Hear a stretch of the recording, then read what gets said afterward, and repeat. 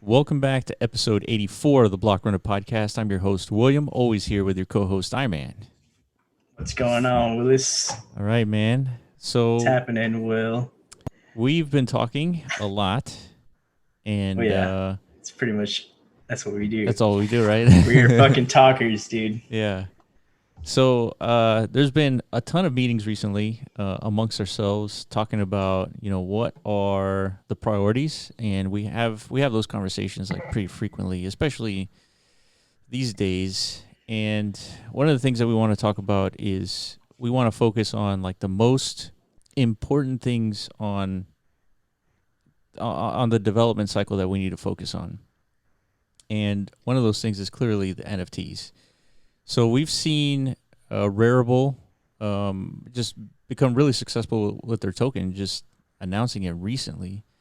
Yeah, it's And definitely the buzz that's it's disseminating throughout the NFT landscape currently. yeah, and this is something that we've been talking about too. We sort of knew Yeah, that NFT platforms would start leveraging ERC20 tokens to represent the platform. And yeah. Rarible happened to be, one of the first, I suppose, in the NFT space. Yeah, it's just like one of those things. Like you always ask yourself, like a platform as popular as like an OpenSea, why didn't it occur to them to like have a token associated with that? You know, Yeah, that's what I always thought. And same thing with Uniswap. Like Uniswap, dude. why the hell did they miss Yeah, why? miss the Like, boat on that? It's clear as day. At least maybe they don't have the mentality as like I don't know, like a speculator. They're more like tech focused, so they don't think about that. But I guess the repercussions of that is this whole yield farming yeah, like sector that's formed out of it. Like it's just like other entities recognizing like that token is like a missing element of this DeFi space for mm-hmm. automated market makers, whatever they're called. So they filled that gap with their own yield farming protocols, Yep, leeching that network effect, right? that's right. That's right. Which is pretty smart. So Yeah, I always assume either NFT minting platforms and pretty much NFT projects in general, right? Because it's a pretty small space. It's like underground. Nobody really talks about NFTs yet. But if you're involved in the space like we are, we kind of know the potential of it. for sure. I think it's if we were like in the DeFi space in like 2018, we'd probably be having these same discussions. Like, man, there's a lot of interesting projects developing, a lot of new use cases being built. But how come nobody's noticing us? Nobody's paying attention to it, in Yeah, 2018. yeah, So, I mean, even we speculated about that almost a year ago, maybe more. Like, yeah. We did. And yeah, as interesting as DeFi was, just the technology itself, it was missing that speculative component to it that yeah, now has brought it a whole lot of attention, good attention and bad attention. But at the end of the day, DeFi is like one of the most important infrastructure innovations that the cryptocurrency industry has had, and it's going to stick around. yeah. It's not going anywhere, that's for sure. Yeah, it's definitely not going Just like, anywhere. Just like just like, NFTs. yeah, just like any like mania, or you can call them bubbles, whatever. Same thing with the ICO bubble. Like, clearly there was like a rush for people to capitalize on this like new like value generation model. It's the same thing happened to DeFi. I think the same thing's going to happen in the NFT space. But regardless of how these bubble-ish cycles go down, there's still like gems in the rough that actually use the funding that they get from this like speculative mania for good and Yes. actually to finish building their protocols, right? Yeah. Not everybody rug pulls. Yeah. Not. A Yeah. lot of Exactly. a lot of them do, but so I Yeah. think it's a good thing overall, Did you right? happen to watch Chico's latest video on the explanation of sushi and like what happened with all that? No, I didn't. Yeah, it's the whole rug pull, and then like CZ Binance gets involved. It's like this whole mess, and people still believe in Sushi Swap for some reason. Well, probably because it's connected to Binance, right? Yeah, and it has a new owner, so Oh, really? yeah, What? yeah, it's Yeah, no, thank you, son. yeah, Count me out of that one. yeah. I don't know like what kind of wizardry Chico Crypto droves up with his like research abilities, but this guy knows what he's doing. Yeah. Yeah. Was it confirmed that the creator of Sushi Swap was the CTO from Band or It whatever that was project's called? it's sort of like confirmed, but the CTO isn't acknowledging that it was actually him.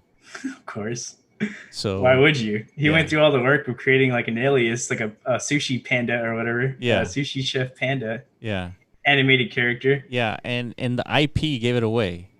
The IP of his Yeah. computer. Yeah, The only reason this happened is because he rug pulled, so he screwed over a lot of people, and that's the last thing you want to do, dude. Because like the internet will find you, they will like find you. Yeah, for every sure. time. It happens every time, dude. If you take enough money from them, if it's like a little score, they might just be like, let him go. Yeah, What's the big deal? yeah. There's But no I think that, incentive to do the research. oh yeah. So So so yeah. So so yeah, go ahead. no, I was just gonna say that. So the sushi thing happened, and it's just a representation of sort of the mania that we would expect to see in the NFT space. And so we're gonna see sushi level stuff in NFTs and their tokens.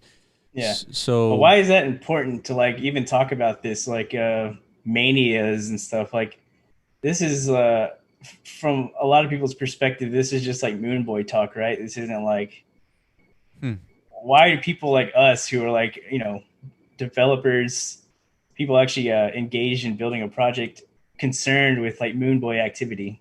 You know what I mean? well, I think it's because of your explanation of the 20-80%. I mean, we had a meeting with somebody today, and Mm-hmm. they agreed with what you're saying, that 20-80 rule on 20% focuses on the technology and 80% is just purely speculative. Yeah, And a lot of the funding comes from the 80%, right? That is what correct. funds projects. Correct. So like a lot of these NFT ecosystems, ourselves included, like we're building the foundational like technical layer to a lot of these, call them marketplaces, protocols, whatever you want to call them. Uh, and we have to sustain either from like, venture capitalist funding or like the funding generated from the platforms itself, selling and trading of these NFTs, whatever. So in a lot of cases, especially now, whenever these gas prices are so high, there's a lot of platforms that are struggling currently, to For continue sure. developing, to execute on their actual visions. A lot of pretty much if you go through like the NFT ecosystem now, these are all like the good actors in the space. Yeah. You know what I mean? These are the people who've been grinding it out for the last 2 to 3 years with like the worst sentiment you can imagine. Like everyone's like in despair mode, Yeah, right? yeah. But people are still building anyways because they believe in the actual tech and the potential of this space, I Yeah, guess. providing like a functional service that's needed, Yeah. and that's why they were So building it. so I guess the problem is if the problem is like the gas situation we're all in, like some projects that might not be able to sustain, especially in Decentraland, right? Like there is a clear problem with Decentraland where it comes to we got a platform here where anybody can create and build, but shit's not cheap. Like to develop anything in Decentraland costs a lot of money. Oh, for So sure. where does And that and money come and from? we're not even talking about gas fees. Like if you were to generate NFTs, then yeah, the gas fees are very expensive. But that's why one of the main focuses that we're looking at now is looking into deploying our NFTs on a side chain. Mm, And so the two options right now are really between Matic and XDAI. yeah. And so I think we went through this exercise just maybe a couple of days ago, Iman. And I wanted to show you again, sort of. Let me share screen here. All right. We're gonna demo something. This is my favorite part. Yeah. So here's what we're looking at. You can see my screen, right? Yeah. Okay. So this is nifty.inc. And let me refresh here. Something's not right. So nifty.inc allows you to have an interface to draw pretty much anything that you want. Mm-hmm. Just like as if you're opening like a paint application, right? Yeah. Yeah.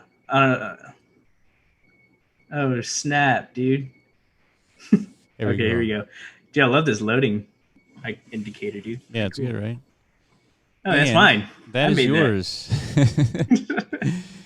And so we're looking at Iman's NFT that he minted, That's my and art, dude. we went. Respect it, Will. Yeah, it looks quite detailed. Incredible, right? Yeah, it That's looks good very shit. detailed. Okay. But it looks like I can add to it, dude. So yeah, What? interesting. So I can make You a new NFT based on your NFT, dude. wow, I didn't even know this. Well, I don't know if actually. Oh yeah, I can. I can just ink it. Interesting. So a couple days ago we were like playing around with this, I guess, and that was my, I guess, artistic creation right there, what you saw before Will started desecrating it. And so you still have it because whenever I finished it, I minted it into an NFT, right? That's right. And then I sent it to you. Uh, the whole point of this exercise is to kind of like experiment with the NFT minting process and like the trading process through the XDAI sidechain, right? That's right. So we're just kind of like trying to figure out like what's the big deal. Like we hear all these people talk about these potential scaling solutions, but it's a big deal, man, because even like what you say, Vitalik himself is pretty much Yeah, he's wondering why nobody's using yeah. these adequate solutions for this gas problem. Yeah, it's kind of like everyone's just kind of like holding hands together and like expecting Vitalik to come save the day, right? Like That's right. we have so many of these projects that are building, and a lot of them are well funded, but they're not adopting these scaling solutions. Maybe it's because these solutions aren't finished yet. I'm not really sure. You think that's potential? I guess that's what Um, we're gonna try to explore right now, right? yeah, so that's what we're gonna look for right now. Yeah. So the whole point here is that if so, right now I just drew all over your art, and I'm gonna ink this, and Oh we're yeah, gonna you gotta call call it. it something. Call it Tinkle too, because my first one was called Tinkle or Tinkle X. Nice. We're gonna do a 101, and then we're gonna ink this. Hell yeah. So now we're going to sign with MetaMask, and it's going to take a few. As a matter of fact, I've been doing research in XDAI, and it should take around 7 seconds before this thing is minted. But once it's minted, I can send this to you using your existing Ethereum wallet, and then you can connect your wallet to Nifty Inc. and you can see exactly this NFT. And so in 7 seconds, I minted this thing, and now it's a real NFT on the XDAI sidechain, Mm. which is fantastic because when creators submit stuff into MetaZone, they're going to decide I want 10 or I want 20 or 100 of these mints, and then they're going to have to pay a gas fee to mint the whole thing. And those gas fees are not conducive to, having more people make more stuff.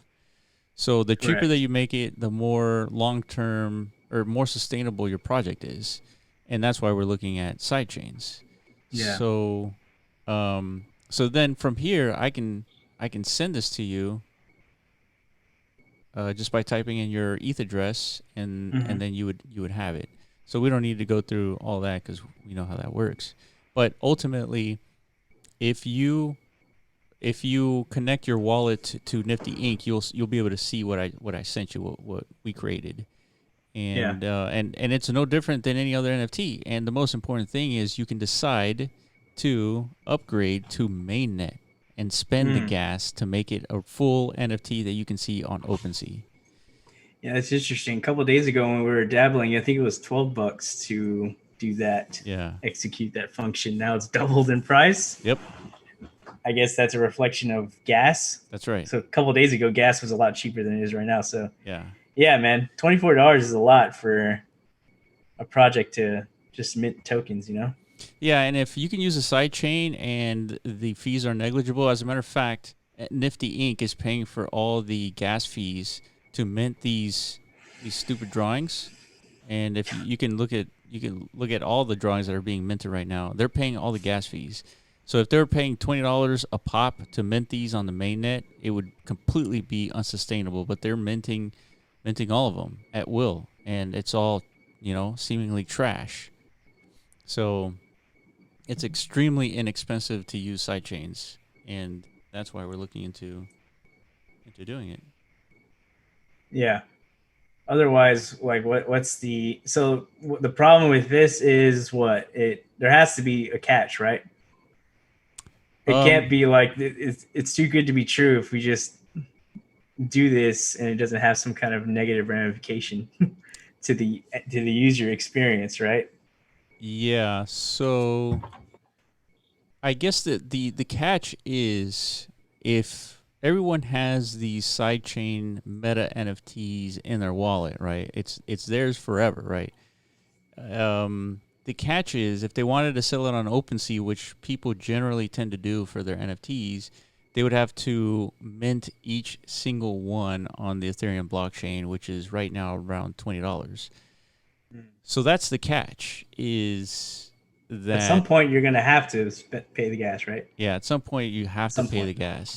Not but until maybe Ethereum, figures this out with the Ethereum 2.0, which Vitalik has says that that's not going to do a whole lot in terms of scaling and gas fees. So, I mean, we got to take his word for it. yeah, so it's kind of like if you're building a project, you have to operate on the assumption that scaling is not going to be fixed anytime soon. Like just sitting around waiting and doing nothing, you're just going to have to suffer the consequences of that, like everybody is currently, Mm-hmm. and most likely, yeah, it's an unsustainable, business practice. In our case, where we're not constantly, but if you can imagine where MetaZone has a lot more activity, we're constantly paying out creators and whatnot. That's a huge cost burden, right? Mm-hmm. For MetaZone in particular. So Yeah, so ultimately we would be creating an ecosystem on the sidechain, and at any time you can move your assets from the sidechain to the mainnet, and it's the same ETH address, for example. It's the same everything. It's just now when you connect your MetaMask wallet to OpenSea, all the stuff that you've transferred from the sidechain to the mainnet will now appear on OpenSea, which is from a collector's point of view, probably the most important thing about any NFT is to be able to see it on these marketplaces and put them up for sale. so that's a good point. Like But from a business and operations standpoint, everything would happen on the sidechain. so do you expect to see like new marketplaces emerging on the sidechain I would that think have so. I would think you would see a competitor to OpenSea on the sidechain, and I think you would probably see a lot more volume just because things are cheaper. I think you can create a Uniswap protocol on the sidechain as well. As a matter of fact, XDAI uses Uniswap protocol, but for the sidechain. So they've already built something like that. I think you have to build the pairs yourself. mm. If I'm correct, I think that's the catch from a developer standpoint. That if you mint your own token, you have to create the pair between the mainnet token and the sidechain token. Which I mean, it's your token, so you have the incentive to do that. So do you think there's potential there for like whenever these marketplaces emerge and there's like active trading going on, there's obviously different value to these NFTs, these sidechain NFTs, right? Because It's not mainnet, um, it's not mainnet. Like the value of Ethereum's mainnet, I guess, is its network effect. It's been around for 5-6 years now. It's secure uh, blockchain network, I guess, for the most part. right? So that's where a lot of the value comes from. So if you're trading sidechain assets, like what happens in that scenario, like in that marketplace? Maybe it starts off small, but because of such a big advantage of this scalability and like the feeless transactions, like eventually the value of all these NFTs are exactly the same as the Ethereum ecosystem. I don't know. Right. Well, like, what do you think happens? Well, I think I, ultimately I think the value is kept just because you can transfer it to mainnet. yeah, It's just I in almost think there's no problem, dude. You want to know why? Because wax exists, and like people are spending. ridiculous amounts of money on those NFTs on wax, Yeah, these tops cards or whatever, blockchain heroes, shit like that.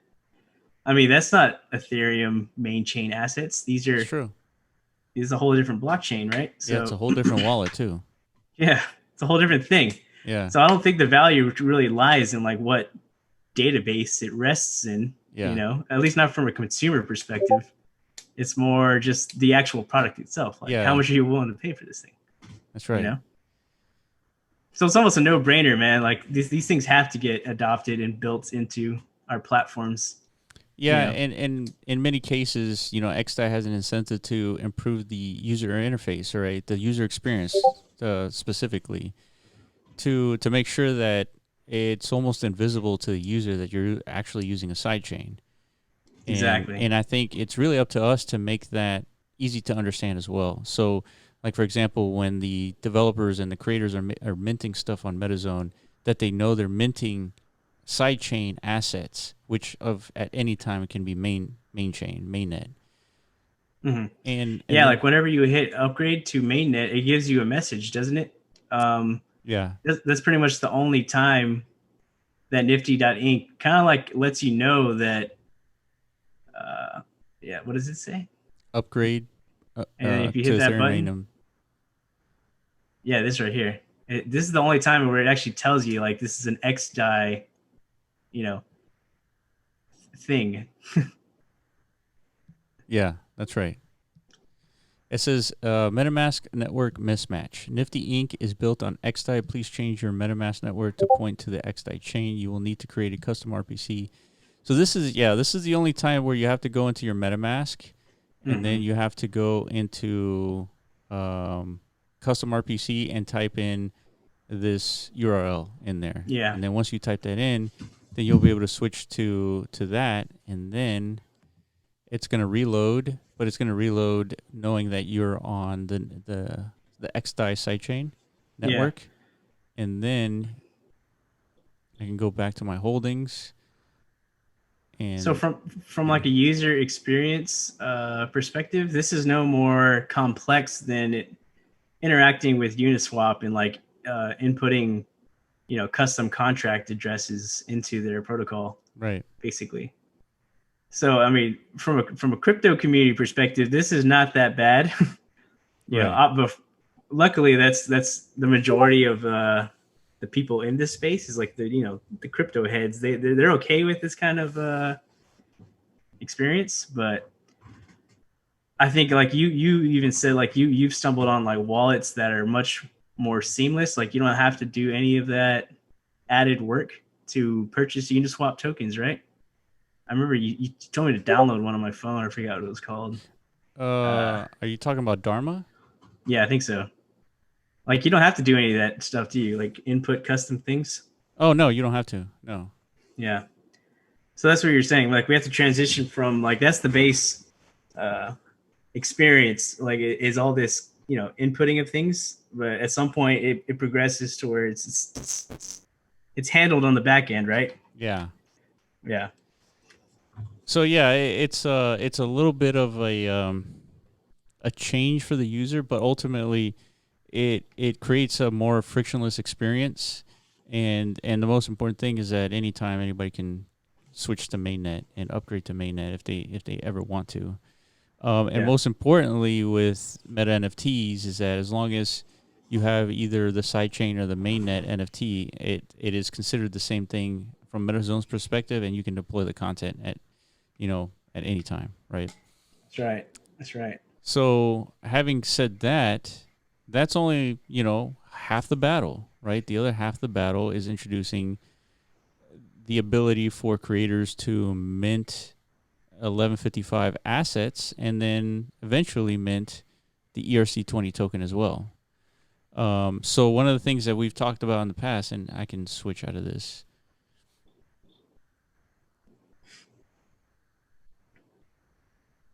One second here.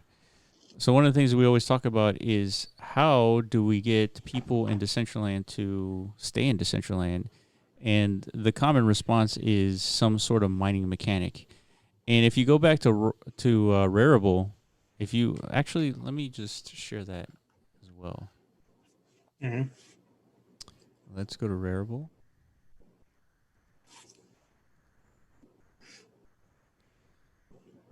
And share my screen.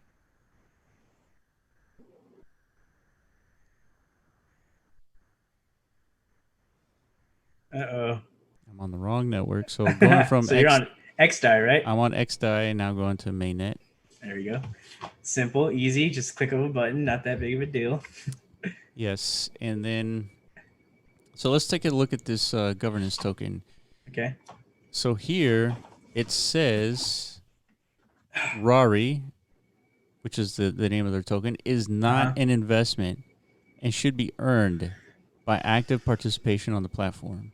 It says 75,000 tokens are issued every single week, with 50% reserved for buyers and 50% for sellers. So this is important to avoid the whole security aspect of a token. And and this is brilliant that they're using a mining mechanic to encourage the behavior that they want to continue. And yeah, and it's essentially like as opposed to what, like minting all of them and selling them on, as a token sale, and like they all get in the hands of a few, basically. yeah, they get Yeah. And so Traditional shit. Traditional, yeah. So what I like about this is that this is sort of like a game, right? They've gamified their platform. They're encouraging users to create content, and they're encouraging buyers to buy content. And the more of that activity you do, the more tokens that get sent to you, on a weekly basis. Yeah, we're seeing that effect because like I said earlier, a lot of these NFT platforms are struggling right now because of the gas environment that we're in. Yeah. But Rarible seems to be immune to this problem because they've figured out a way how to incentivize, buyers and sellers, like incentivize activity without on their platform, right? They reward you for engaging with them. It's a pretty good idea. Yeah. So let's talk about the 75,000 tokens issued every week. At some point that runs out, right? Yeah. If it's like an infinite inflation capability, then there should be like no value to these tokens at all, right? Yeah. So I just clicked on another link that's going to take us to Medium, and they have a token. They have a very basic tokenomics plan here. So total supply is 25 million RARI tokens. So 10% is reserved for an airdrop. 2% of that, 10% is for Rarible users, and 8% is for all NFT holders. Oh, so hold on a second. So if you just put any NFT like into their like platform, like you get this airdrop, right? Well, I'm not so sure what all NFTs mean, because we're holding a bunch of NFTs for Decentraland, right? Yeah. So does that count, or is it just all NFTs in relation to Rarible? I'm not too sure, because this says 2% for Rarible users. So, a Rarible user is anyone holding a Rarible NFT, right?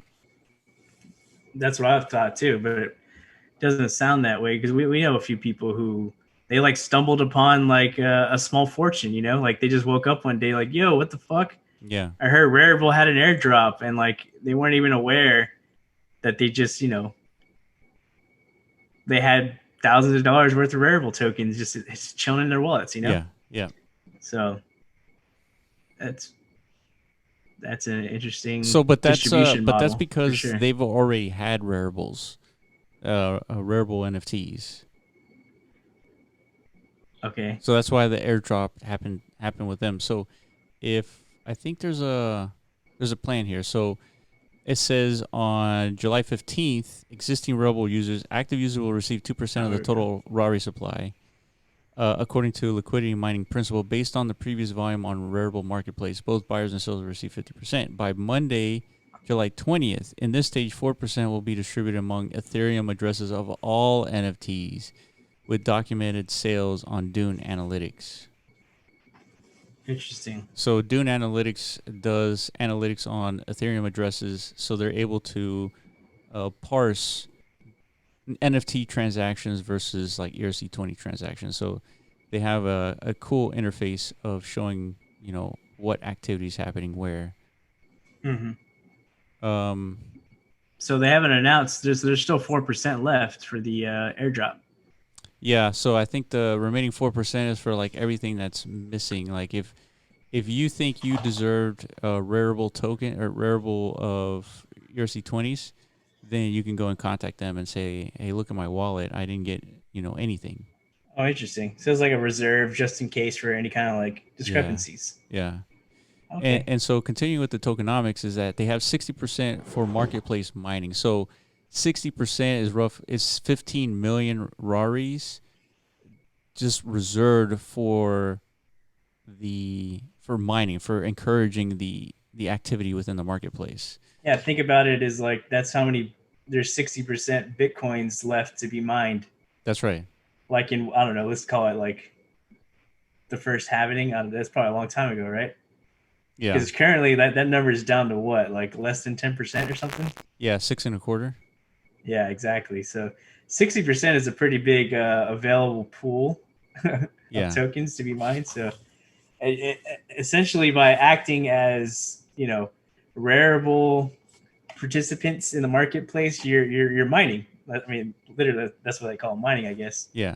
Like that's the work involvement, I guess, of minting these tokens is your actual spending, I guess, spending and creating. So Yes. Yeah.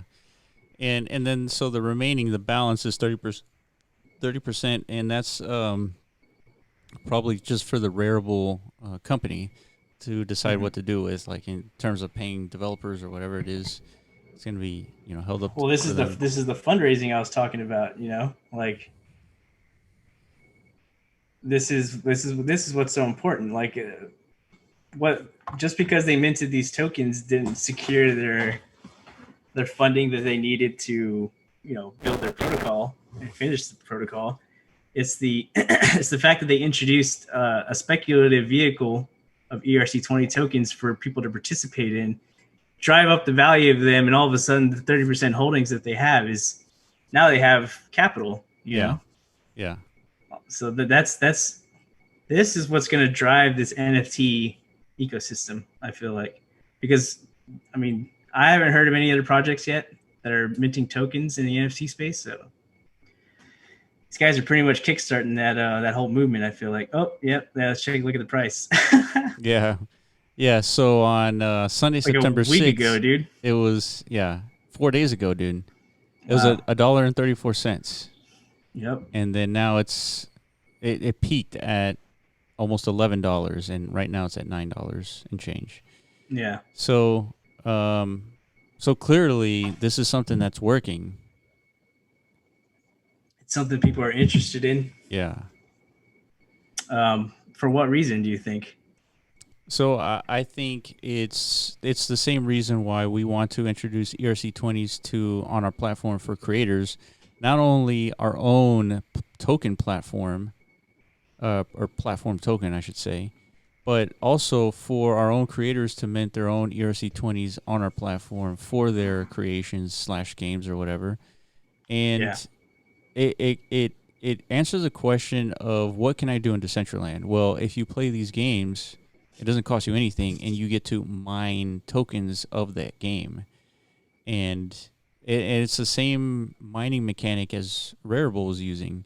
And so, and we're planning on doing the same thing. So we're planning on doing a MetaZone token that rewards all the creators. It rewards all the collectors of these metas and deployers of these metas, and as an airdrop, right? That's what we want to encourage. And Yeah. Currently, yeah, like for like this 10% initial distribution of these tokens definitely goes to the basically the early supporters, right? The yes, people who have been uh, purchasing metas and making deploying them, like you metas. said. Yeah, that's the initial 10%. So I guess the remaining 60% is going to be any future participation, I guess, uh, Yeah, and on then on the and then platform. and then the rest of it is going to be more mined based on the activity within Mm-hmm. MetaZone. So the thing that's cool, so there's a lot of applications that we could. I mean, we already have thought up as far as like utility for these tokens, and they're not just they're not just like they're not like just for mining, right? They have a utility besides that. Like for example, this is a governance token, right? For Rarible. yeah, it's a Yeah. governance token. Okay. So with this token, you can decide like what the developers prioritize, over one Yeah. activity versus another. Yeah, we're kind of seeing that currently with Mana. Mana clearly is the governance token of Decentraland. We just used it on our first proposal, wearables proposal. Yeah, The weight of the decision is 100% in how much mana you have to stake into the vote. yeah, So that's a clear use case for tokens. If you have any kind of community decision making that needs to be done, which I mean is what most projects are probably aiming for, right? To decentralize your platform, you have to have some kind of decentralized governance. So tokens are probably like the most obvious use case for a token or governance, yeah. But in our case, man, how do we break down all the other potential use cases for them? Man, there's a lot. For one, for sure that we should talk about is for the creator use case, right? Since you're going to be minting and earning a large percentage, I guess, of the MZT tokens, if you're contributing the most from a creator perspective, we're going to have some kind of like staking protocol where the more tokens you stake as a creator, it's going to reduce your fees that you have to pay to the MetaZone platform. That's right. Essentially. That's right. So we start off at 30% for every creator. Let's imagine somebody like Ethermon who contributes greatly to the platform. They could easily reduce it down to something like 10% based on their staking allocation. Yep. That's just one. Yeah, and so what's interesting is that because Ethermon is early, everybody listening to this conversation is early, and those who participate in MetaZone and make content and buy content, all that, everyone's like extremely early, and so these tokens will serve for, reducing the creator fee, the split, and there's going to be other applications to this token as well. It's just a matter of like making sure we do the most important aspects of this token first. And the first thing that we need to do is get those NFTs out. And after that, we're going to start working on figuring out what exactly the tokenomics is going to be for this. And we have an idea. It's just we have to vet it, with a couple of people who have done this before. So it's more important that we do this right than doing it fast, and no one has accused us of doing anything fast. So I think we're in good hands. I think you're right. Yeah. But yeah. But you mentioned us facilitating like projects in Decentraland, to kind of like use MetaZone as a platform to launch. We already have goals of, we call them verses or game verses. I hesitate to call them game verses because it could be anything. It could be like a club verse, right? Like Sugar Club can 100% create his own ecosystem within Decentraland that has metas. I mean, he already has a few metas. Yeah. His clubs can be metas. He could come up with any other meta. So for sure, once these are NFTs, that's an obvious use case for MetaZone for somebody like him. But like the actual token minting to support his community is a new proposal, I think. That I don't think we ever talked about. Yeah, and check this out. So going back to Rarible, so look at this. So they're looking to do more types of content, including AR, VR, and metaverse and 3D. So that's going to be interesting. So that's going to be a competitor, which is good. More competitors, the better. DeFi NFTs, and then fractional ownerships. So this is competing with Niftex, and then DeFi NFTs. That is probably going to be like, remember staking your NFT for like another token? Yeah. So this is like all this stuff we've talked about, and there's somebody actually implementing them. So we're on the right path, dude.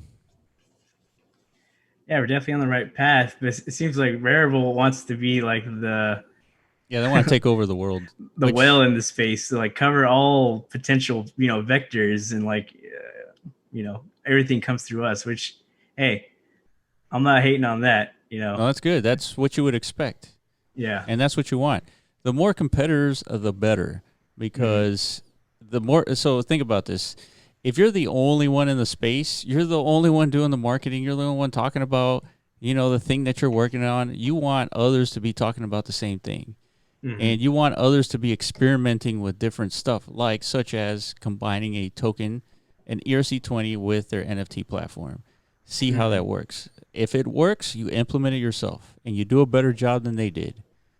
This is 100% good competition. Yeah, I agree, man. So something definitely to keep following. Oh yeah, Uh, on our podcast, we spent a little bit of time kind of like going through the DeFi ecosystem. Like I mean, I'm calling it now. This is like, I don't want to call Rarible like the compound of NFT, but as far as like first mover advantage, they pretty much are in that respect. yep, Just like how compound finance, I mean, we knew that was the killer application in the DeFi space from the get go. for sure. You know, Immediately once we found out about it, like you started using it, right? Yeah, I did. And back then, like you were turned on by like 10% yields and shit, Hell like yeah, annual dude. yields. You're like, dude, this is so hot. Yeah, This 10% is great. yeah, But little did you know, like down the road, there's going to be shit promising you like 10,000%, yeah, for sure. yields and stuff like that. But the point is, Compound was the first one to offer something like, Something foundational, something yeah, important. clearly like in a realm of its own, and it sparked the whole industry. Yeah, So I mean, obviously, Rarible is not that. Like they didn't, it's not that foundational what Rarible yeah, is doing. they didn't innovate like NFT minting, Yeah, right? correct, Not correct. even a little bit. There's plenty of other competing platforms, including Mintable, which we just interviewed like a week ago or something. Yeah, They're pretty much doing the exact same thing. yeah, What they're innovating is introducing the value generation potential of this stuff, meaning like the speculation. They're bringing the moon boys to this space, which yeah, is that eighty exactly. percent. That eighty That's percent. That's what pays yeah, the bills, dude. that is what pays the bills, dude. That's what all the DeFi developers. That's the train that they jumped on once they realized it. Like Compound kind of like broke the mold. Yeah. So I foresee like in the next few months, ourselves included, pretty much almost, I'm going to say 90% of any project that has to do with NFTs is going to have its own token. Hell You know? yeah, dude.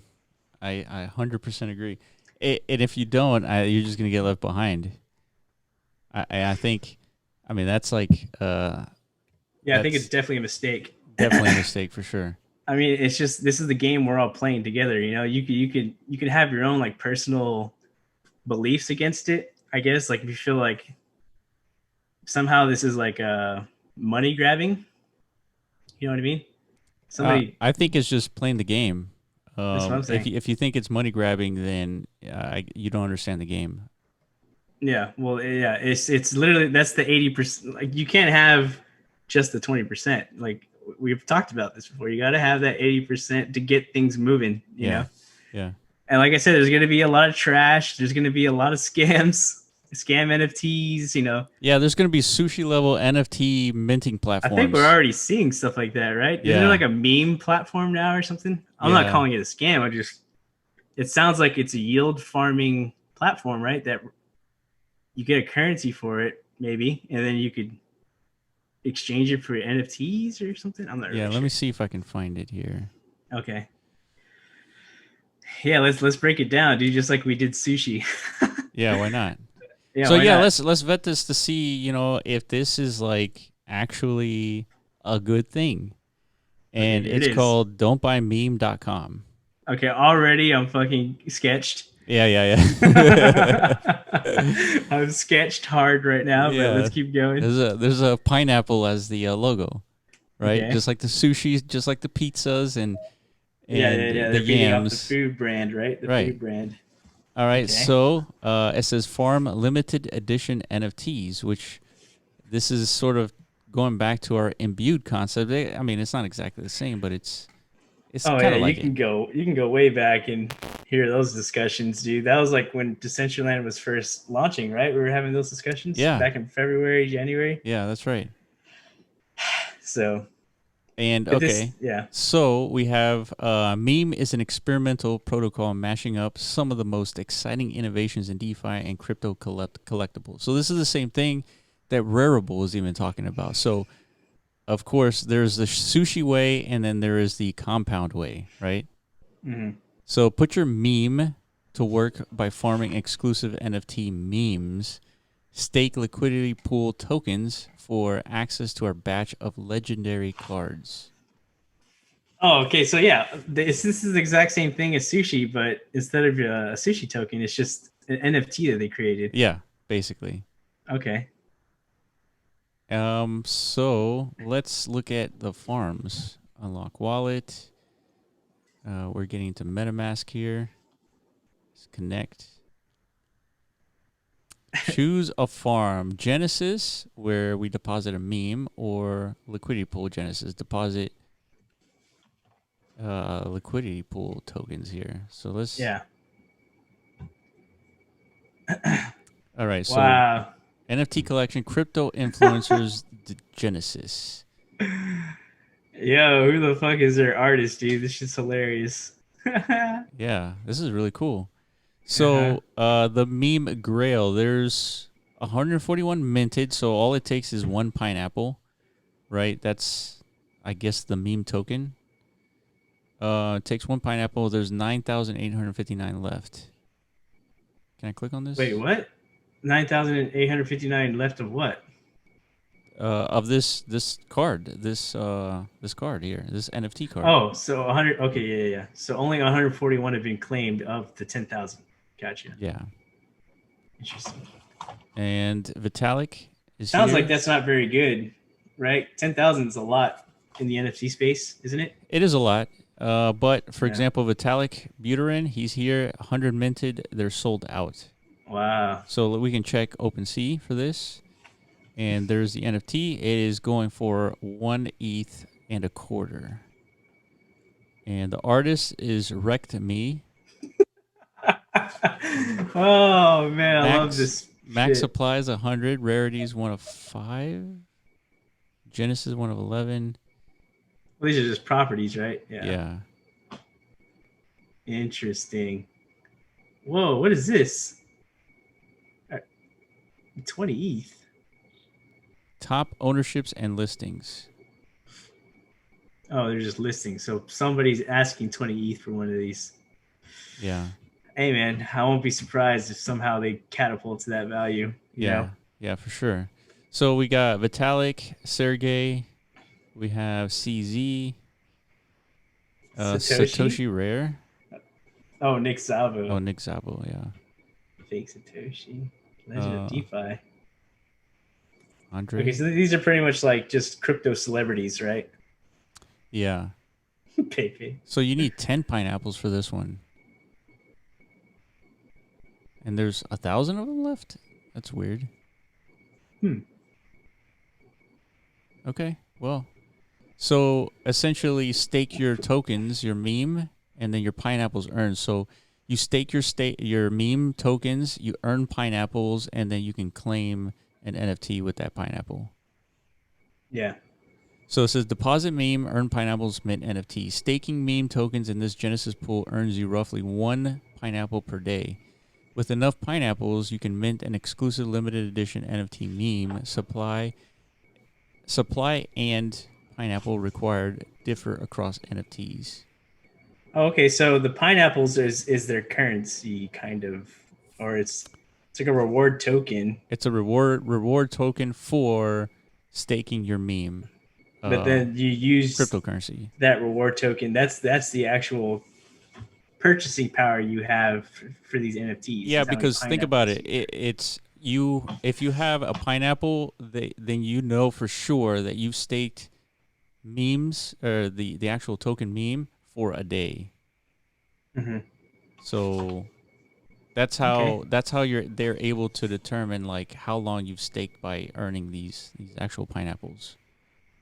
Gotcha. Wow.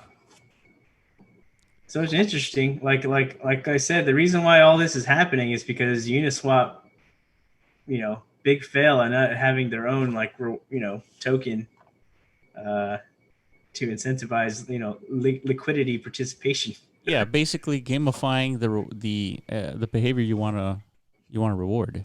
Yeah, you can imagine if Uniswap had its own token and like instead of giving out, I guess LP tokens, which I guess I don't know, like how do you what's the initial value prop of an LP token, right? I think What do you you do with it? earn some of the fees that in Uniswap. So that's the incentive to Oh, be a liquidity provider, is to earn those fees. so the more LP you have, Yeah, the more the percentage you more take. fees you get. Okay, Yeah. I guess that makes sense. Okay. But So that's not open to like outside investors, right? You can't purchase LPs on the open market. That's the difference. right. That's the problem. All these other outside yield farming platforms, these are open market assets. That's where the speculation is coming from, right? And that's what's driving up these insane like returns for these early miners and stuff. Yeah. That's interesting. Yeah, man. So what do you think? Is this like a Is this the this? next big activity for NFTs? It could be. Well, not just that. Like we saw what happened to the meme, like the sushis, the yams. If you're early on that wave, Yeah. you did pretty well. I mean, so yeah, I definitely don't want to advocate anything. If you're listening, do Yeah. your own due diligence for sure. I mean, think about it. If you see, let me go back into this thing here. Start farming. And let's take the rarest one. It's like you need 10 pineapples. So somebody had to stake this for, let's say, 10 days and X amount of memes, the Yeah, token. So if you see this on OpenSea, you know that somebody spent time waiting for this thing. So true. that by itself does have some value, right? It just depends on how much somebody's willing to pay for it. But nonetheless, this wasn't just minted out of thin air just True. because some artist like just put it on some minting website. Yeah, there's financial contribution involved Yeah, and time investment. yeah, Like the time asset is something that is underutilized in the NFT space. Meaning like you just said, pretty much everything is just minted out of thin air. There's no work involved in acquiring these NFTs. yeah. And if you attach that to our project with MetaZone, there might be a meta that you would have to stake MZT tokens for X amount of time to earn the chance to purchase it. Mm, Right? If you want to buy this high yield meta that earns you revenue, maybe you have to stake a token for 10 days or so, or 15 days, in order to have a chance to buy it. interesting. Stake what exact? The MZT token. The So then, would there MZT. have to be some kind of another like kind of like a pineapple, like a reward token Yeah, that represents your time stake? that's right. Like it's good God, dude, you can go down some That's rabbit holes with these so. fucking I mean, things. think about it. If we introduce that Yeah. as like a game mechanic for creators that say they can do this now on Uh our huh. platform, like there might be some sort of game that makes sense to do this, like some farming game, right? Maybe Yeah. there's like an actual farming game that makes sense to do this. Farming game. Like this type of farm is like completely arbitrary. It's like stake it just because that's the way I design my platform. But if you make it make sense like in a game, then it's sort of like it just makes sense that you're staking a coin to make your flower grow, Hmm. you know? And then you can visualize this in Decentraland. Yeah, I think we're going to see a lot of like DeFi incorporation into Decentraland in the future. I mean, we had plans of doing that a year ago almost. Like, Yeah.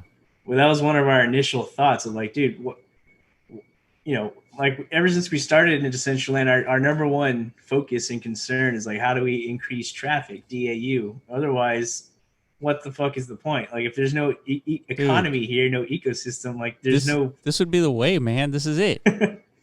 Well, we like I said, we thought about doing basically this, where like the time investment is what is the staking of. God damn, I already forgot imbued, dude. Well, imbued, you had a different kind of view of it than I did. You wanted to That's stake true. the avatar to actually sit there and do Yeah. nothing the whole time. Where I was like, Well, that not doesn't make yeah. sense. Instead, stake your dollars, and that's more than the avatar. That's worth more than the avatar just sitting there at a plot. Yeah, what I wanted to do is actually build like an actual Or yeah, like a like a refinery meta yeah, where you just inside the like metaverse. click buttons and like switch, like move switches and Yeah. stuff. Yeah, So if you could kind of like program this refinery meta to have basically liquidity pool like depots within it, like you can actually actively come here and interact with one and stake your cryptocurrency in them, I guess, and become a liquidity provider in the metaverse. It's kind of like you're becoming part of an engine that generates NFTs, you know? So like back then we called them what, ores? Like we wanted to same thing as these pineapples, just replace pineapples with ores, right? yeah, Yeah. Basically we wanted to gamify it even further than what these guys are doing. You know, build like the metaverse version of this, which can still be done.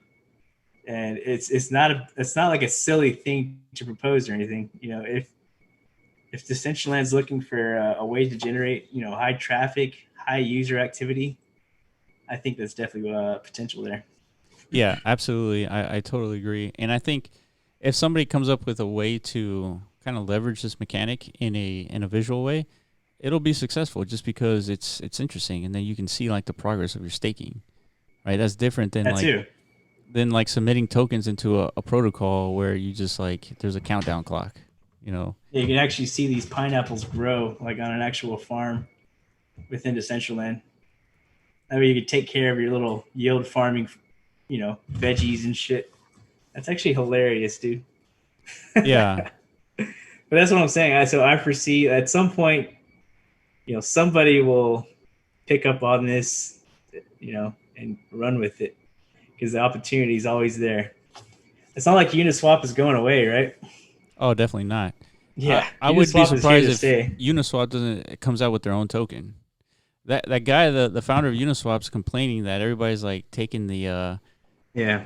like taking and running away with this whole concept of a token on their Uniswap platform.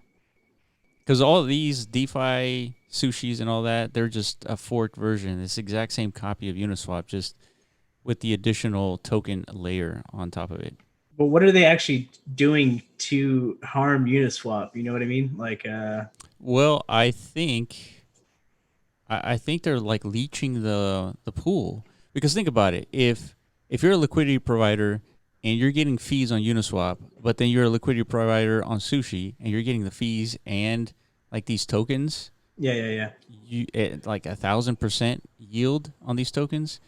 It makes Okay. more sense to stake it there. So they're leeching from So by being liquidity providers on all these outside ecosystems and platforms, it's benefiting the decentralized token environment, right? Because it doesn't matter where the liquidity is coming from, yeah. correct? But the only thing it's really hurting is the people wanting to stake on Uniswap itself, just because the reward is less, right? Yeah. The L or oh man, that's so weird. Okay, that Yeah. makes sense, I guess. Yeah, if I were them, I'd be pretty pissed too. Yeah, and all for the sushi, right? So that's sort of like kind of cringy and annoying to just to think about that. So that's why people are still speculating like it's going to stay around. That's why even after an obvious exit scam, sushi's still hanging around. Yeah, imagine if Uniswap comes out with their token, there'd be no reason to go to Uniswap unless you really wanted to gamble to get out of Uniswap as a liquidity provider. Mm, yeah. Jesus, man, this space is fucking wild, dude. It is wild. This is the wildest shit I've ever heard. But yeah, this looks like the beginning of so Rarible, first ones to bring like ERC20 speculation into the mix. And I guess this meme protocol is the first one to introduce NFTs into yield farming, which is Yeah. so these are stepping stones, dude. These are milestone like. Yeah, and the DeFi space is the one who the prototype for this, right? The NFT space has seen like the success of DeFi and like all the sushi tokens, right? And so they're implementing the same tokenomics, the same mechanics into the NFT space, and we're probably going to see the NFT space like wave pretty soon. Yeah, I'll make predictions, I guess, if you want to do that. We've done that in the past. Yeah, why not? Let's make some predictions, dude. Um, So I think every single NFT minting platform is going to come out with their token, and they're going to gamify activity on their platform. mhm. So I But I'm think, talking more like put a date on it. You know what I mean? Can you?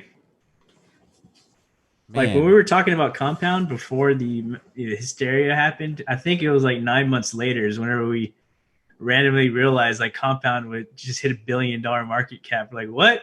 Well, when the fuck did they make a token, man? yeah, Like, yeah, yeah, how did we miss that, dude? Like, we have money staked in Compound, and somehow we missed their token. You know what I yeah, mean? yeah, for sure. So, I guess 9 months is my 9 months. So that what's target. that? So that's Like summer 2021. Yeah, you think that's when the big craze will happen? for NFTs, I guess. I mean, Yeah, man. I unless think something happens like I that somehow accelerates it. But if I'm gonna go off of the Compound experience that I have, like I feel nine like months, I feel like it's going to be shorter than that. I think it probably will. it's not incredibly complicated to do a token, and I think the complicated part is figuring out the tokenomics and how you're going to be distributing it. And a lot of the tokens right now, they have to figure out how to airdrop, and usually they just airdrop it to all Ethereum addresses. Like everybody has that kick token that you can't get Hmm. rid of. Yeah. So don't want to be a spam token, but you also want people to have your token, right? That's the whole point of the airdrop. Yeah, 100%. So I feel like I think summer 2021 is probably the latest that we'll see some sort of craze. So how do we know that you're right or you're wrong? Like what's the measuring stick? As soon as we see like an influx of basically whenever Maddie is like the new Chico crypto, you know what I mean? Yeah, yeah, Because he's been the guy covering him and Anorak, people like that, you know. The current influencers become the next generation, like, you know, big time YouTubers. Because I remember, dude, in 2017, yeah, there was a class of YouTube influencers, and those are the people who I sourced a lot of my information from, yeah. you know.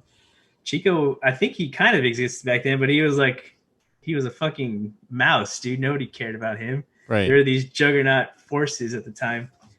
And even most of those guys totally missed out on the DeFi wave. You Yeah, know, they're yeah. all still making videos about Bitcoin and Ethereum and like Cardano and shit like that.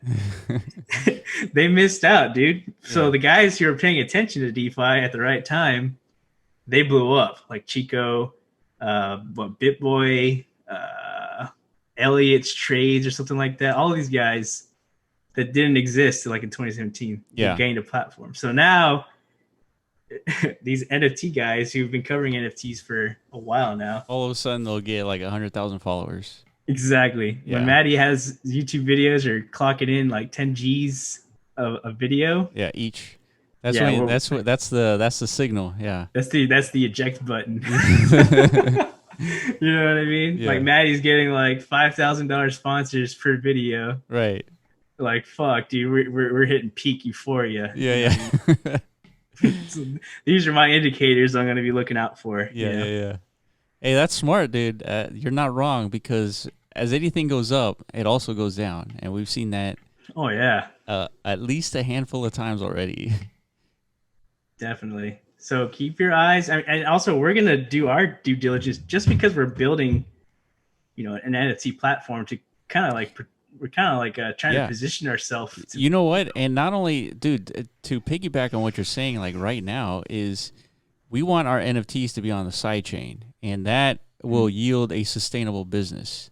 Mm-hmm. Being on chain is cool, but it's not necessary, especially if you have a side chain opportunity that doesn't really cost anything and the overall experience is almost exactly the same. Why not? And Vitalik keeps saying, why hasn't anybody used some of these side chain scalability solutions? So let's just start using them. Yeah. No, we're gonna do that too for sure. That's part of our. It's definitely on our priority list to figure that out. So we're going to keep an eye out on all these NFT projects, and we're going to see whether or not they're moving on to the sidechain. Because I don't think there's going to be a solution to this gas problem anytime soon. ETH 2.0 Yeah, has been delayed a couple yeah, of exactly. times, and it doesn't seem like the gas problem will go away even with 2.0 launched. Yeah, and considering if this NFT ecosystem is popping off, DeFi would be popping off, like general crypto space, like in this next bull run, you can imagine what's going to happen to those gas prices. It's going to be Dude, that's so true. absurd. There's no way ETH Yeah, 2.0 is ready for next year, and next year is going to be worse in terms of like craze. I would yeah, expect. I could be wrong, but I would. yeah, yeah. I'm anticipating that at the very least. The only way that doesn't happen is if like crypto space is it's true. All the speculation and rumors are true that we are correlated to like the The global, macroeconomic yeah, situation in the world. right, And like yeah, like right now stocks are selling out pretty hard. So now this again speculation 2.0, like we've hit bubble peak once again. yeah, If that's true and like we're on our way down, that's the only thing that could fuck this up. If that's not true and like money printer goes burr and we just go ham with the printing and we just yeah, keep this train running for another couple of years, which I think is the more likely outcome. yeah. Considering the Fed is like the largest holder in equities, dude, they're not gonna let that shit tank. You kidding me? Yeah, that's true. Dude, that's such a good point, man. Because Yeah, we were bearish on the whole macroeconomic situation of the world, right?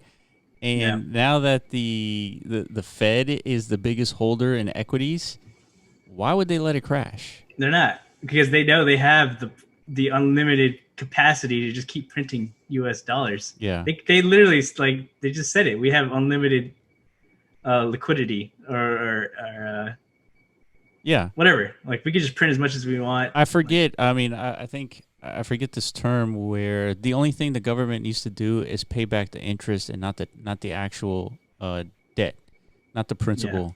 And so as long as yeah. they can continue paying the interest, it doesn't matter that we're 22 or 23 trillion dollars in debt. It won't matter Mm-hmm. if we're 43 trillion dollars in debt. The only question is, can you still pay the interest of the debt? That's actually really fascinating. We need to find out how much that interest payment is. Yeah. You know what I mean? That way we can get like an actual true gauge of how close we are to like, shit hits the fan Yeah. I mean, economic scale. 23 trillion, in a reasonable interest rate. Uh, so you would be paying what, maybe 100 billion to 200 billion a month? Oh yeah. See, the US could easily squeeze that. Yeah, exactly. Easy. Exactly. Yeah. That's what I'm saying. So bull run confirmed, dude. Don't even worry about it. The Fed's got this, boys. Yeah. Trust in the Fed, dude. They're gonna figure it out. Yeah, yeah. So if that's the case, yeah, man, just I don't know. Yeah. Get your boots strapped, dude. It's just time. It's Yeah. time to go to work. It's time to Next fucking rocket. Yeah, strap in, right? strap in, dude. Yeah. It's time. It's time. It's go time almost. So Yeah. especially for us, dude. That's why we're actively having like hardcore meetings Yeah, man. because our situation is how do we accelerate our own progress, not just for the sake of like delivering what we've been working on for the last 6 to 7 months. Yeah, For for sure. all you meta holders, of course, we want you guys to be like officially holding like these NFTs. Like that's gonna Yeah. be badass. I can't wait to see everyone's reaction Yeah. to that. And not only that, the And then incoming also give you airdrop. tokens too. Yeah, hell yeah. Yeah, I can't wait to see how you guys react to that too, because a lot of people are happy that they got these Rarible tokens. All you fucking MetaZone supporters deserve Yes. whatever's coming to you. Yeah. Hopefully it's good stuff. I think it will be. Yeah. I think we're building a valuable platform here. I mean, we are the first like tertiary platform built in the metaverse in Decentraland. We're the first one. Yeah. Or We're the first ones who are going to tokenize that. Yeah. You know? Yeah. Or any metaverse. I mean, other than Yeah. who has a third-party marketplace for any metaverse? Well, see, Sandbox has a marketplace, but it's first party. Yeah, they built it. Yeah. So what I'm saying is, Decentraland is this $150 million entity, according to CoinGecko or CoinMarketCap. And we believe it could be $1 billion entity. Oh yeah, it will be. So speculate as much as you want, like what that means for MetaZone. If we're gonna like solidify ourselves as like an integral part of this economy, of this the creation economy within Decentraland, the deployment infrastructure, Yeah. that's where the speculation comes from, and we're working our ass off to figure that out, dude. Because ultimately the goal is to like populate this world. You know what I mean? Yeah, for sure. And we think we found one part of the solution. I think we've solved like 50% of that problem, like with the general landowner. So now we're kind of like dabbling into the whole district dilemma. Yeah. Which we can't really talk about yet, but we're thinking about the districts, because that's the other 50% of the problem. Yeah. Yeah. If we could figure out the district problem, I think that solves like the big questions left in Decentraland. Yeah. Ultimately, it all comes to, I keep saying this. Some people don't like it. It just comes down to money, man. Money talks, money gets things built. I wonder why people don't like that. Why? How? I don't understand. Like people just don't want to be honest, dude. Like they don't want to be real. Like they want to think the world is built by sunshines and rainbows. But how is that productive? Like how is that a productive a conversation when you can't be like, hey, money is what moves everything. You can't really create anything in Decentraland without paying money. Yeah. So again, us recognizing that, just like when we first came into this space, we recognized like, yo, why is nobody building? It's because all of the developer bandwidth was controlled by land investors, people.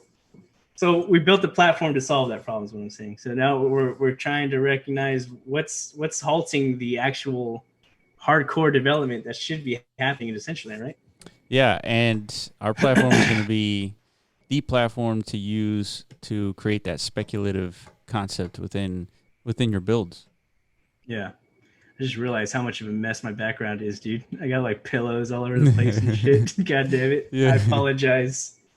But yeah, I guess on a future video, we'll break down how we plan to airdrop these things. Well, that and how we plan to, I don't know, like inject more value into Decentraland, because I think that's what's missing. Totally agree.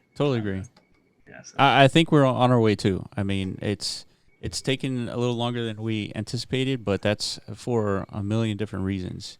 Yeah. Ultimately, just to like wrap it up in like a quick statement, it's like we can't rely 100% on the DAO to fund like because it's not a sustainable model. At some point, the DAO runs out of funds. Yeah. Right. So like in an ideal ecosystem, it's like self-sustaining. It's not reliant on like a capped liquidity. I don't know. So we got to bring in the value that exists in like the general crypto space into our space. So yeah. And so before we go, last thing is let's give some updates on, we're in the fashion show, right? The 2.0 fashion show. Well, that's the wearables. True. Let's talk about that for how long have we been talking? An hour and 15 minutes. All right, we got like 15 minutes to talk about that. So yeah, we got voted in. Yeah, Yeah, dude. Congrats, dude. You did a fantastic job. We fucking did it. Yeah. After all that talk about like the funny, all the talk about how we're busting our ass to do things, try and change things. The funny thing is, we got 0 votes. Zero. No, none of y'all motherfuckers like us, dude. That hurts my feelings. Yeah. So but it's all right. I forgive all of you, dude. Yeah, You know. yeah. No worries. Yeah, we're good. We But yeah, we just had to basically pull the lever of like, all right, we're gonna use the weight of our own contribution to get ourselves in there. That's which what we did. exemplifies exactly what's wrong with the voting system. And we've come Yeah. up with a couple of ways that we can solve it, but it takes you have to measure it, right? And what I mean by measuring is, let's say if we agree that the contributors within Decentraland are people who attend events, are people who deploy content, are people who create content, are people who, uh, just interact within the world. The community. Yeah. If you agree that those people should be making decisions for in Decentraland, then the first thing we got to do is measure it. Once we can measure Yeah. it, then we can make it into a smart contract that for the DAO. Yeah. And then instead of having some whale dictate who goes in any vote, you have the actual contributors within Decentraland make that vote Yeah. and have all the weight, because those are the only people who matter. What difference does it make a whale with 10 million mana if he doesn't participate in Decentraland? Like, how much does that actually weigh into what should happen in Decentraland? Mm-hmm. So, it's not an easy problem to fix, Not at and all. Like and quantifying that, what you just said is very difficult. But NFTs might be the thing that can assist in that. oh, for sure, that's Pursuit. another measuring stick. If you hold a Yeah. bunch of Decentraland NFTs, then well, I That's guess like a that's direct representation of well, yeah, see, they holding a could bunch be, of mana. yeah, if you really wanted to influence a vote, you could just spend your mana on these NFTs, Yeah. right? So that's not exactly helpful. But the mana has some weight, right? If you're a whale and you bought 10 million mana, you should have some say. Maybe like a Should social reputation feature Oh yeah. is the key. Now we're going like straight China mode. Well, you're not wrong. I think there should be a governance token for Decentraland, but which comes from the Decentraland team, where you earn these tokens. These are airdropped to you. They're worth nothing. Of course, you can put them on Uniswap and they're going to be worth something, but technically, they're worth nothing, right? I could And imagine, dude. Yeah, they're definitely going to be like under the table deals going on for these oh, for things. sure, Black market. Yeah. yeah. If that's the problem, dude, the fucking whales will always get But their way. but People here's with the thing. money. Here's the thing. Yeah. In order Okay. to vote for something, you're spending those governance tokens. You're spending them. You're not. Oof. So whatever you're spending it on, you clearly believe in it that much to either hoard it, like buy it from the black market, if you will, and you put it all into a basket of a vote. Mhm. Then, but you're spending it. Once you vote on that thing, you don't have any more of those tokens left. Wow. So So either you genuinely earned them for free, you didn't spend a dollar, you just participated yeah, in the ecosystem you through deploy whatever content. means necessary. Yeah, you deploy content, and Yeah. hopefully Decentraland gives us an API, so those people who are selling that content within MetaZone get that governance token airdrop to them as well.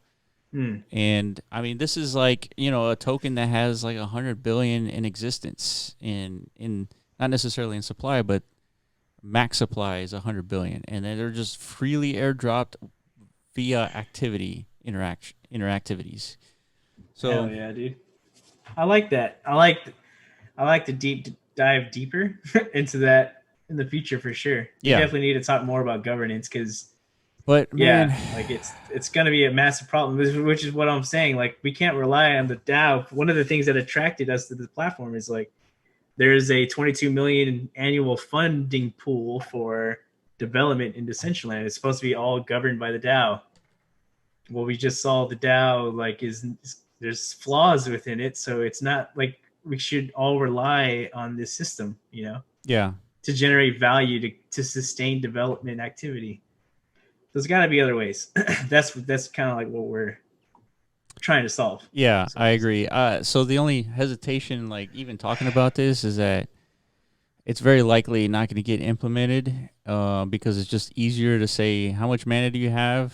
That's how much weight you have, and it's just and also that's one of the big utilities for mana, right? supposedly. Well, I don't according understand to how can you have a currency like mana, which is like supposed to be used within the world, but also it is also the governance token. Like yeah, it just it's not conducive to actual governance. it's true, man. Fuck. So yeah, and there was others Fuck. that got into right, Sandwich, Dapcraft, Yeah, um, congrats to everyone who's making wearables. yeah, You know, there's some um, good stuff that got in. Ethermon's in. Ethermon, yeah, for sure, Ethermon. Yeah, Dude, Ethermon. Ethermon, the most potent, probably monetizable game so far in Decentraland by miles, right? Hmm. So they're in. They're going to be creating wearables. Everybody's probably using KJ Walker to make them. So congratulations, KJ, for having a Yeah, ton of work to do. KJ, if you still watch this, let us know in the comments. I don't even know if you're still lingering around, Yeah, but you've been an OG yeah, for sure. for the longest. You know, Yeah, I miss your positive comments if you're yeah, still listening. You used to give us nice little nuggets of encouragement. But yeah, I don't blame you. I know how busy you are. Like yeah, it's insane. Literally everyone needs your talent. It's yeah. insane. It's uh, crazy, man. But we have big um ambitions, I guess, even for these wearables, man. oh, for We're, sure. we're trying to stretch even the design to like the limits. Like only, you know, Yeah, yeah. So I you're guess, gonna have an exposed brain. yeah. Then you're gonna have like these like blades on your forearm for like And like, what are we calling the legs again? Bipeds, yeah, bipeds. which are basically like total robo legs, Yeah. dude. Like, have you ever seen those videos of those, what are they called? Boston Dynamic Oh, for robots? sure. Yeah. It's Oh, yeah, exactly. dude. Yeah, that's the lower Yeah, half. exactly. So Yeah. KJ's got her a lot of work to do. Yeah.